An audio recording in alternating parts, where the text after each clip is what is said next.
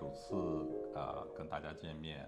我们今天呢就想大概去聊一下我们的观后感，就关于上一周在 NGV 看的这个3年展。那你看我们还大老远从墨尔本背回来一本这个叫什么？这叫年鉴吗？还是叫什么？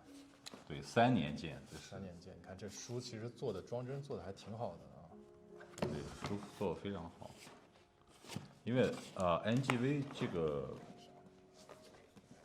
这个展馆或者说这个组织，应该是应该是澳大利亚来说文化艺术水平最高的一个博物馆了。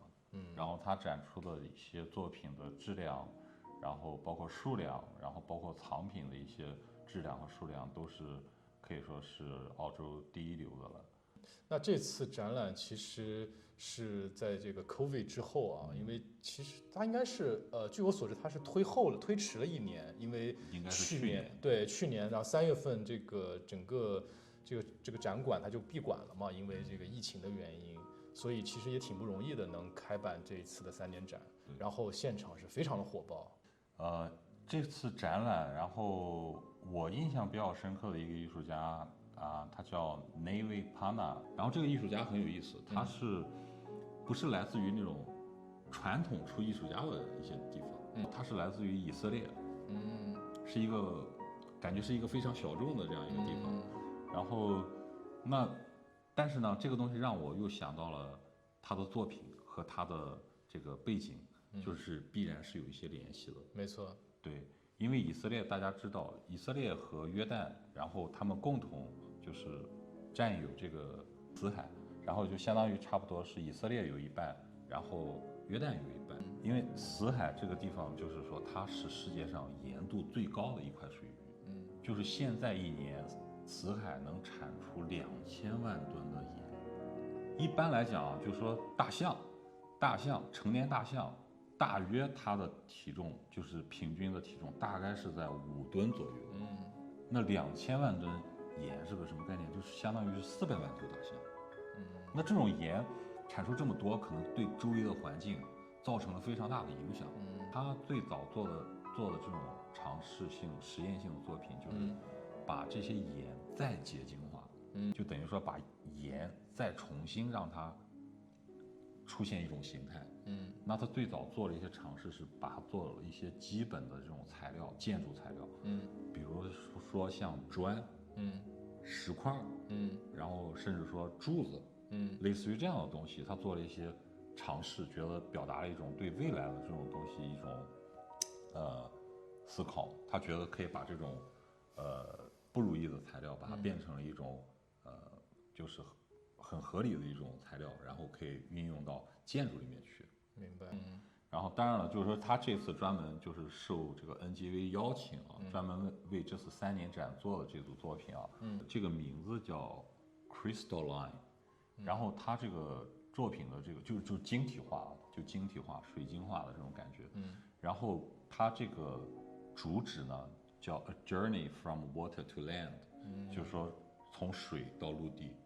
那就是说这个很根源上来讲，就是说这个盐是就死海的盐是从水里面产出的，提炼出来的，然后最终呢，它形成了一种材料，那这种材料或者形成一种装置，或者形成一种建筑，然后是从水里面到陆地上来这样一个简单的概念。我们可以看到好多那种石块，石条，然后呢，其实在这个远处的这个地方它有一个像柱子一样的东西，这个柱子其实是什么呢？就是说它做了一把梯子，这是一个梯子，这是它的一个隐喻，因为死海是全球这个算是海拔最低的一个地方，就是全球的最低点就在死海这个区域，所以它做了一个梯子呢，就感觉是要把这个水往上牵引这种感觉。我们可以看到这个画面的最左边有3个石条一样的东西，然后这一段的作品叫 Walkway， 就是一个步行道的感觉，步道。然后它的意思就是，这就是说从水然后一直过渡到陆地上来的这样一个概念。然后那中间的这些是可能发生了一些演变，然后包括那个石墩上面有一些楼梯状的东西，这都是一步这样上来的这样一种概念。我觉得是非常非常的吸引我啊，而且这个东西本身啊，就是结晶化的这个制作过程啊，它是有一种生命感。这个艺术家就是专注于这个项目啊，就是大概有8年的时间。专注于这个项目有8年的时间，因为我们也可以想象啊，这种自然生长的东西，它的过程不可能说是像工业化的东西很快就能生产出来。没错。对，所以它要花时间去研究，然后花时间去等待，然后这个作品才能慢慢的形成。我觉得就是好像在等待一个生命的降临。那你是对什么哪一个艺术家或作品有一些？你要说最印象深刻的话，可能有几件吧。比方说，一进入展馆的那件巨大的装置作品，对吧？就是你记得吧？就是那个 LED 的那个装置作品。对。它首先在视觉上就是非常的震撼。那样大体量的一件作品摆在你面前，而且是非常绚丽的色彩，一直在变换它的图形。差不多有3层楼那么高。所以就它这件作品而言呢，它其实采用了一个叫做 quantum computing 的这样的一个技术。对，它就是有一点像再造记忆，对吧？因为你刚才讲到了，就是说它其实收集的这些元素啊，构成它的元素可能就是一些现有的图片，没错，或者说是现实存在的一些东西，没错。但是它通过这样一个量子计算的这样一种方式，然后再造出一个新的图形。然后就好像是把所有人类的记忆收集起来，然后再造了一个新的记忆出来。然后而且这个东西本身也是有自己的生命力，它会好像有自己的智慧，它是不停在变化的，对吧？对，而且好像我们是看不太出这个东西它变化的规律。对，你这个讲的就是它比较关键的一个核心的地方，就是他想说 AI 的这种自我学习能力。这个也是目前科学家正在非常大力研究的这样一块领域嘛。那他的这个作品其实也是在探讨和在运用这样的一个技术。然后另一个艺术家，我想提一下的啊，就是我觉得也挺有意思。那他是一个当代比较可以说比较知名的一个所谓潮流艺术家吧。有点类似于像 COS 这样的一些人物，就是他们会跟品牌，比如说 Adidas，像之前对他们会有一些这样的联名的合作。对，然后那他的这次的作品呢，最主要的一件作品其实是他把整个 NGV 的馆藏当中比较有分量的一幅古典的油画，把它进行了再造，也可以说是一个互动吧。就你可以看到图片上，那他把这样的这个原作当中的2个主要的人物提取出来，然后把他们做成了一个3D 的一个雕塑。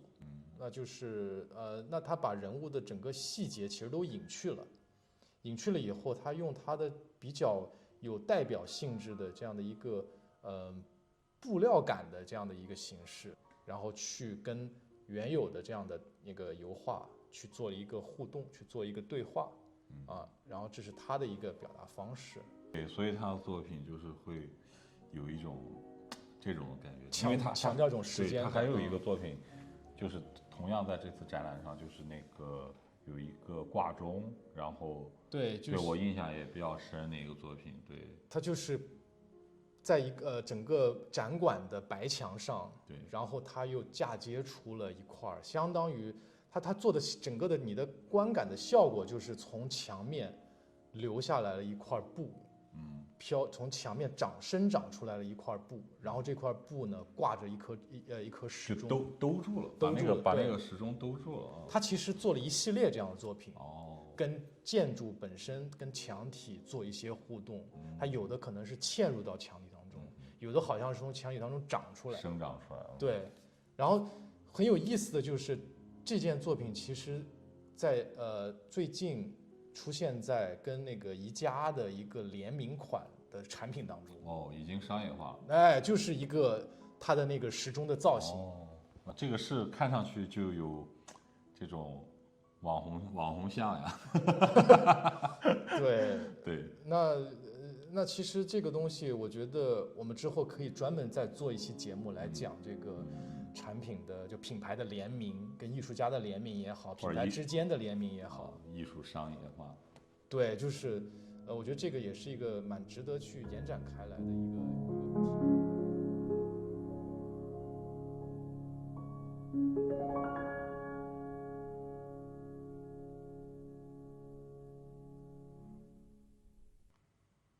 这是我们的第一次怎么回事？脑子不工作了啊？你觉得呢？哦，我们两个真是思路不一样，完全不一样。